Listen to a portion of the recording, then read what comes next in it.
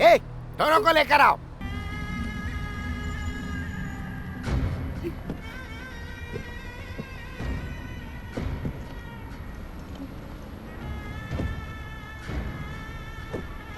इतना टाइम नहीं है, चलो बैठो अंदर।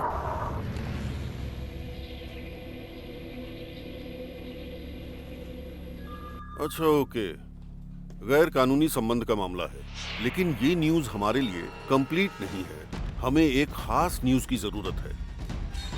रज्जाक, तुम इस मामले में जांच पड़ताल कर रहे थे, है ना?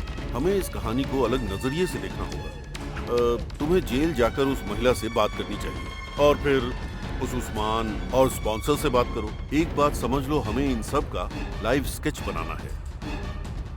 हमें उसके गांव की स्थिति को भी सामने लाना है। उस अरब के घर में उसको जो मुसीबतें झेलनी पड़ी और रेगिस्तान में उसका भटकना, कुल मिलाकर हर शुक्रवार को एक शानदार कहानी पब्लिश करनी है, समझे? जब आर्टिकल में तुम्हारा नाम होगा तो यहाँ के सभी लोग उस पर विश्वास भी कर लेंगे। एक भारतीय महिला की धमाकेदार, रूह कपा देने वाली स्पेशल न्यूज। रज़ाक, ये टाई और सूट पहनकर एसी कमरे में बैठे रहोगे तो कैसे पता चलेगा कि बाहर लोग कितनी मुसीबत में हैं? कभी मेरी तरह जाकर लोगों से मिलो, तब असलियत का पता चलेगा कि जिनकी न्यूज तुम छापते हो उनके दिल पर क्या गुजरती है।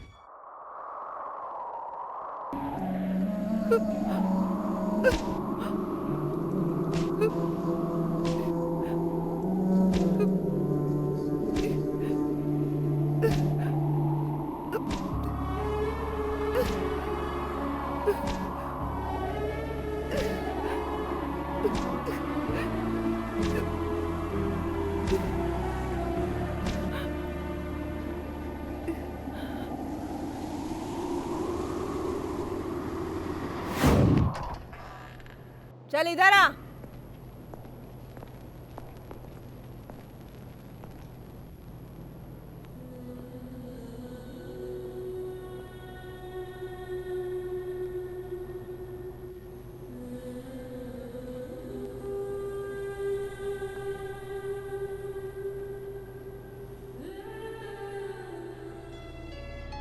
मैं रज़ाक हूँ, रियाद में एक सोशल वर्कर हूँ। मुझे सब पता है कि तुम उस परिवार से कैसे बच निकली और यहाँ तक कैसे पहुँच गई। यहाँ का कानून बहुत सख्त होता है, इसीलिए सजा तो भोगनी पड़ेगी। स्पॉन्सर ने तुम्हारे खिलाफ जो केस किया है उसके लिए अब तुम्हें दंडित नहीं किया जाएगा। मैंने तुम्हारी माँ से फोन पर बात की है। फिक्र मत करो, मैंने उन्हें बता दिया कि तुम यहाँ हो। मैंने उनसे बहाना बना दिया कि तुम उनसे बात नहीं करना चाहती। उनको विश्वास हुआ कि नहीं, पता नहीं। सजा खत्म होने पर तुम घर जा सकती हो। तब तक हिम्मत रखना, सब कुछ ठीक हो जाएगा।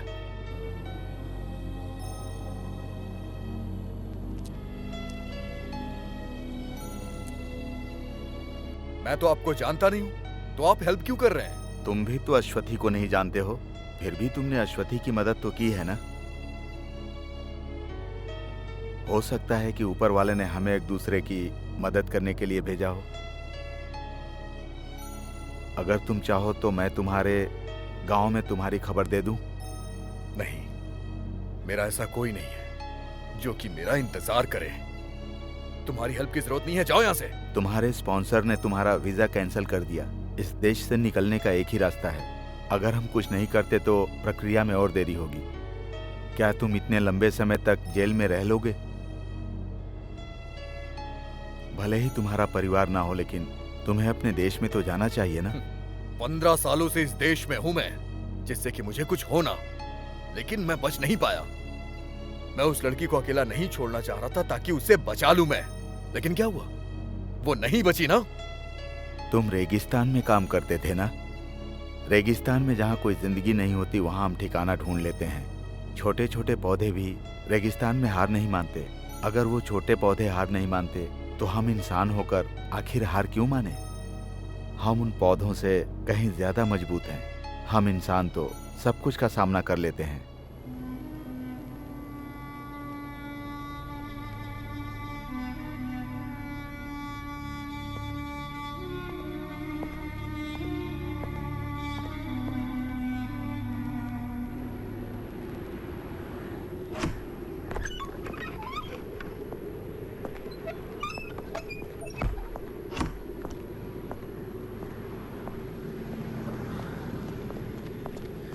तुमने ये क्या कर दिया रजाक भाई? क्या हुआ? तुम रोज रोज एम्बेसी जाते हो। मैंने तुम्हें कितनी बार पासपोर्ट के रिन्यूअल के लिए कहा, लेकिन तुम कोई न कोई बहाना बनाकर हमेशा देरी कर देते हो। हमेशा दूसरों की चिंता में लगे रहते हो, अपने बारे में सोचते ही नहीं हो। आज गुरुवार है, कल शुक्रवार है, दोनों दिन छुट्टी होती है। मुझे अपना पासपोर्ट रिन्यू कराने की क्या जरूरत है? मुझे अभी तुम्हारे घर से फोन आया जब तुम अंदर थे। आखिर बात क्या है? तुम्हारी अम्मी अब नहीं रही रजाक।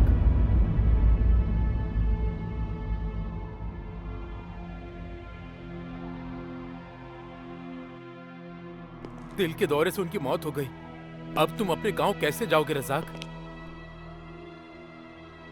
तुमने पासपोर्ट रिन्यूअल नहीं कराया।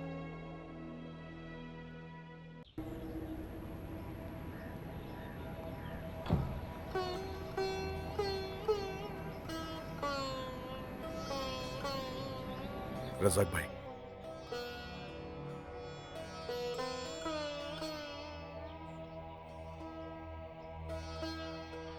सलीम, अब मेरी जिम्मेदारी तुम्हें ही उठानी होगी। मस्जिद की अथॉरिटी से माँ की कब्र को पिताजी की कब्र के पास ही बनवाना होगा। माँ की यही इच्छा थी कि मैं ऐसा ही करूं। चलो चलते हैं।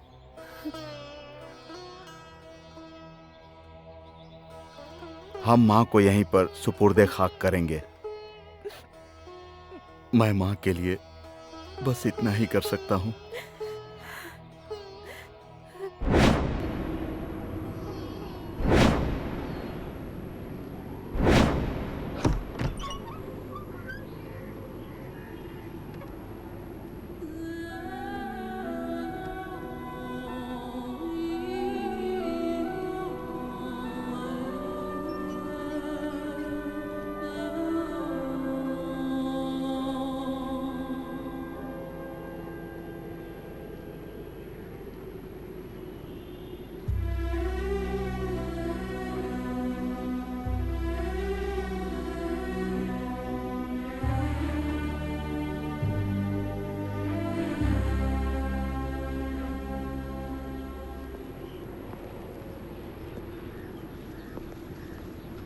ये टिकट और पासपोर्ट।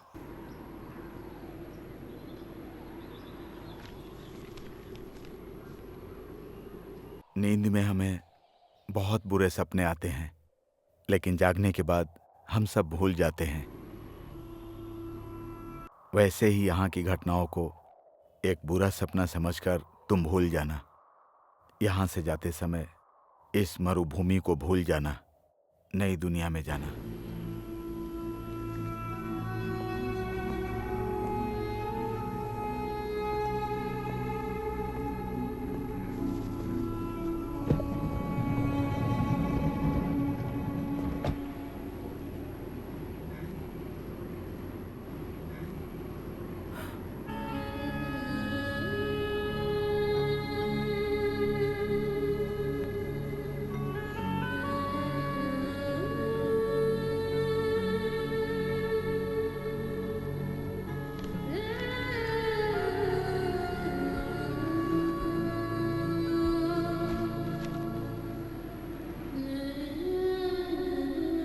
तुम दोनों ने जितनी मुसीबतें उठाई, उसका आज अंतिम दिन था।